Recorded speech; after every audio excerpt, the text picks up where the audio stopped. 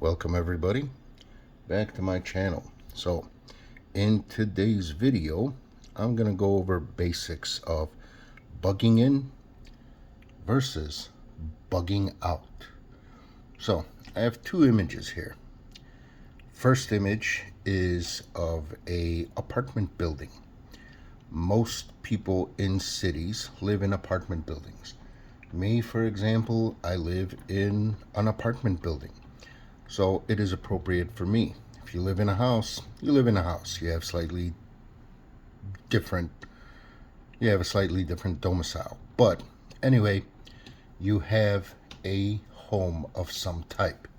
So, looking at it, differences between bugging in and bugging out. Each one of those two will require their own special set of skills, so to say, and their own tools. Now, bugging in will be more reliant on tools and prep, whereas bugging out will be more reliant on skills. That's not to say that if you're bugging in, you won't need any skills, you will just need tools and preps. And that's not to say that bugging out will only require you to know skills and not have any tools or preps. For example, when you're bugging in, it'll be nice to have 10, 20 cases of bottled water stocked up.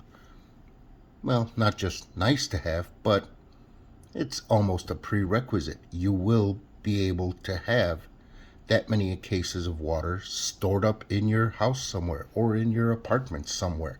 Spare room, under a table, under a bed, whatever. But you will have the ability to do that. You will have the ability to store up weeks, if not months of food. But when you are bugging out, you won't be able to carry 3 months of food and those 20 cases of water with you. You will be limited on what you can carry. And so let's talk about water as an example. If you live in an apartment building in the middle of a city, like I do, actually I don't live in the middle of the city, I live on the edge of the lakefront in Chicago. But suffice to say, if you're living in an apartment building in the middle of the city, you're not going to be as cognizant and you're not going to be as, what's the word I'm looking for? You won't be as interested in water procurement, especially if you've got 20 cases of water. Sure, there may be instances where you will need to find a way to get water, but if you can stock up a lot of water, you'll be pretty happy. Whereas in bugging out, you will be limited on the amount of water you carry. And so you will have to have the skills to know how to procure water from, the wilderness. You will not be able to carry 20 cases of water. You will be more reliant on your skill of procuring water than actually storing it. Bugging in, you will have a lot of space to store food. You can store 10 days, 20 days, a month, 3 months worth of food. That is not going to, I'm sorry about that, but you will be able to store a lot of food that is non-perishable.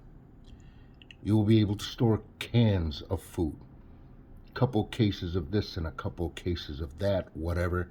You'll be able to store lots of grains and beans. You'll be able to store big giant bags, 40-pound bags of rice with you. You will be able to store lots of bags of different types of beans. You will not be as reliant on finding food rather than storing food. Whereas if you're bugging out, are you going to carry that 40-pound bag of rice with you? Are you even going to be able to carry 2 bags like that? No. You will have limited food on hand, and so you will be more reliant on your skills of procuring food in the wilderness. You'll be more reliant on skills of identifying potential food sources in the wilderness, or when you're bugging out. Rather than when you're bugging in, you will not need those skills. They will be nice to have, but they won't be a prerequisite because you will have lots of food stored up. Like me, I have lots of food stored up, but I'm also planning on bugging out too, so I do learn those skills too. Anyway, the difference between bugging in and bugging out. Bugging in, you'll be able to store a lot more food and a lot more tools, making you less reliant on skills alone. Bugging out, you will have less opportunity to store food and store water and the essentials for life. And so you will be more reliant on skills to procure the food you need and to procure the water you need, rather than storing it all and not relying on those skills. Those are pretty much the big differences between bugging in and bugging out. Bugging in will be less reliant on skills, more reliant on tools and supplies. Bugging out will be more reliant on skills, less reliant on tools and supplies. There's other things that are relevant to bugging in that are not relevant to bugging out, and skills and tools that are relevant to bugging out that are not quite as relevant to bugging in. For example, if you are bugging in, you won't need to learn how to build a shelter. You won't need to learn how to set up a tent. You won't need a tent. Bugging out, you will need to learn how to build a shelter. You will need to learn how to set up a tent. And you will need to have a tent or something as a makeshift for a tent, like a large tarp.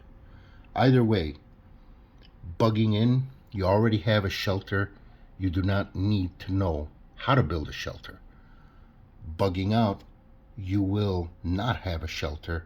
You will need to supply your own shelter. There's the difference. Bugging in, you do not need a tent. Bugging out, you do need a tent. Bugging in, you don't need to learn how to build a lean-to shelter.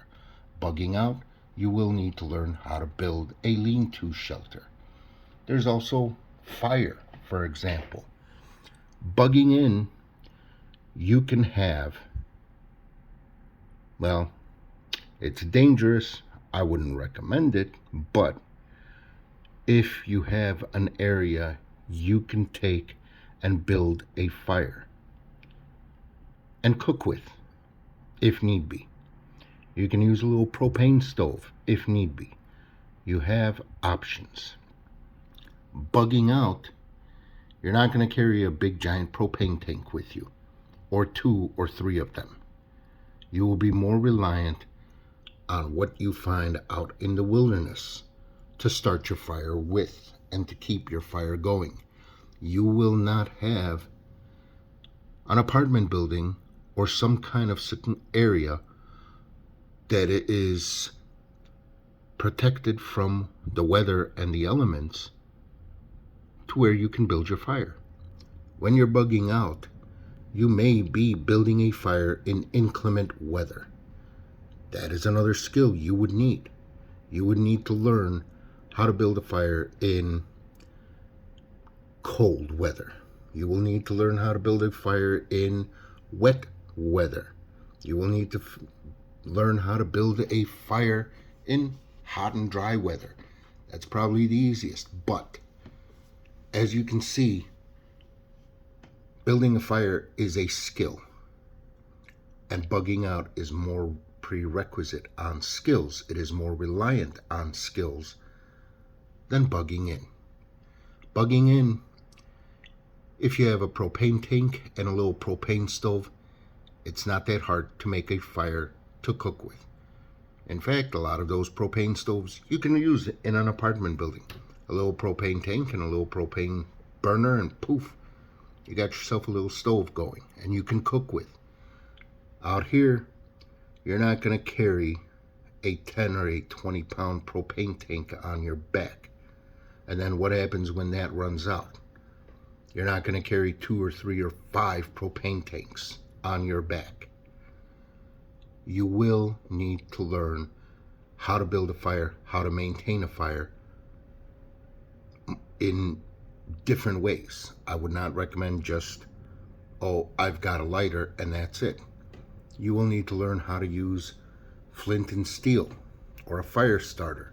Sure, it's good to have lighters, but there's other alternatives.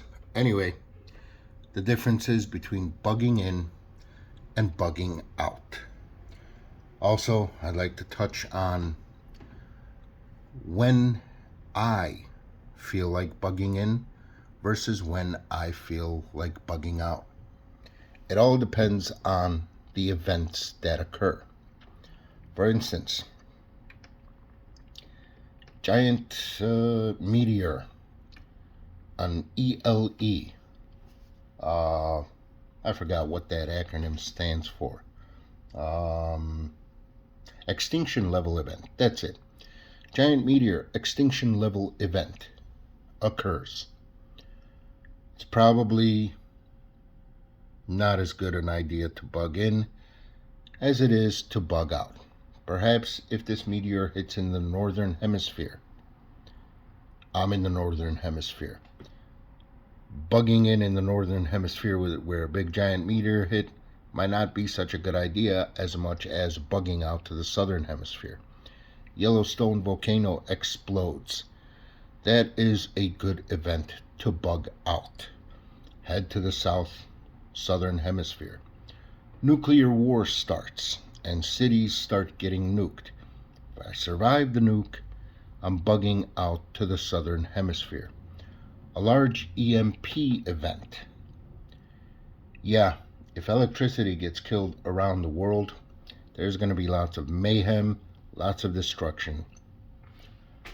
And what a lot of people don't think about is a lot of nuclear reactors are powered by electricity. If those go down, we're going to see a lot of Chernobyls and Fukushimas all over the northern hemisphere. I think there's 100-something nuclear reactors just in the US alone. There's one in Michigan City that I can see from my front room window. On a clear night, I can see it. During the day, when they have their steam exhausts going from those big towers, if I look closely enough, on a good day, I can see it. It's not that far away. When that thing melts down, I don't think I'll be safe in my house. Now, that's an EMP event. If it takes out the grid and electricity all over the world, that is going to be one of many concerns as to what would trigger me to bug out. There's going to be all sorts of civil unrest. There will be looting, maiming, killing, whatever. I will be bugging out. I will leave all my preps and all my food and all my tools and stuff and take what I need that I can carry on my backpack, and I will bug out with it. But there's also events that I wouldn't bug out for. For example, this pandemic that hit. I listened closely to the news, I watched everything, and I made my own decisions. This pandemic was not as deadly as the news led us to believe. And so I bugged in. Luckily for me, my job allowed me to work from home. I have a lot of food and water stored up in the event that stores close down, but nothing major or serious happened. I bugged in. If there's an ice storm, I bug in. If there's a snowstorm or thunder and lightning, whatnot, those are small, minor, tiny events, I bug in. Major events that are life altering, I will bug out for. Anyway, that is it for this video. Stay tuned for the next video. Thanks.